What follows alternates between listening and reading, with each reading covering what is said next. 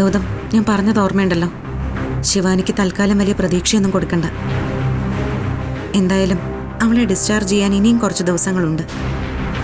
നമുക്ക് അവളെ ഈശ്വരമംഗലത്തേക്ക് കൊണ്ടുപോകുന്നതിന് പകരം വേറെ എന്തെങ്കിലും അറേഞ്ച്മെന്റ് ഉണ്ടാക്കാൻ പറ്റുമെന്ന് നോക്കാം. നമുക്ക് നോക്കാം.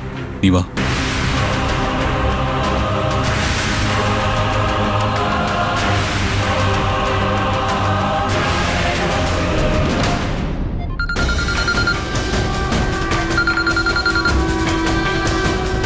ഹലോ, അതേ, ഗൗതവും നിധി അങ്ങോട്ട് വരുന്നുണ്ട്.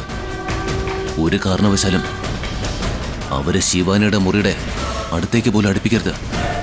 എവിടെയെങ്കിലും വെച്ച് അവരെ ബ്ലോക്ക് ചെയ്യുക. ശരി ശരി. CKC സാർ ഇപ്പോൾ എവിടെ ഉള്ളത്? സാറ് മുറിയിൽ ശിവാനിയുടെ അടുത്താ. നിങ്ങൾ വേഗം ചെന്ന് ഗൗതമിനെ നിധിയും തടയാൻ നോക്ക്. ഫോൺ വെച്ചോ. ഇടാ, ആ ഗൗതം നിധിയും വരുന്നെന്ന്. അവരിങ്ങോട്ട് എത്താൻ സമ്മതിക്കരുത്. വാ, തടയാം. അത്ര വലിയ എന്ത് പ്ലാനാ നീ ഉണ്ടാക്കി വെച്ചേക്കുന്നേ? അതൊന്ന് പറ, ഞാൻ കേൾക്കട്ടെ. അങ്കിളൊന്ന് ആലോചിച്ചു നോക്കി. നിധിയുടെ പേരിൽ ഞാനിപ്പോ കേസ് കൊടുത്ത കൂടിപ്പോയാ അവളെ ഒന്ന് അറസ്റ്റ് ചെയ്ത് ജയിലിലിടുമായിരിക്കും. പക്ഷെ അതോടെ എന്റെ കാര്യത്തിലൊരു തീരുമാനമാവൂലേ?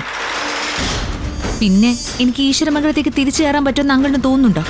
ഓഹോ, അത് ശരി. അപ്പൊ അങ്ങനെയാണ് കാര്യങ്ങൾ. നിധിക്ക് പണി കൊടുക്കാനെന്നും പറഞ്ഞ് എന്നെ പ്രലോഭിപ്പിച്ചിട്ടല്ലേ ഞാൻ എൻ്റെ ആൾക്കാരെ നിനക്ക് വിട്ടു തന്നത്. നീ അവളോട് പ്രതികാരം ചെയ്യുമെന്ന് പറഞ്ഞുകൊണ്ട് മാത്രമാണ് ഞാൻ നിന്നെ സഹായിച്ചത്.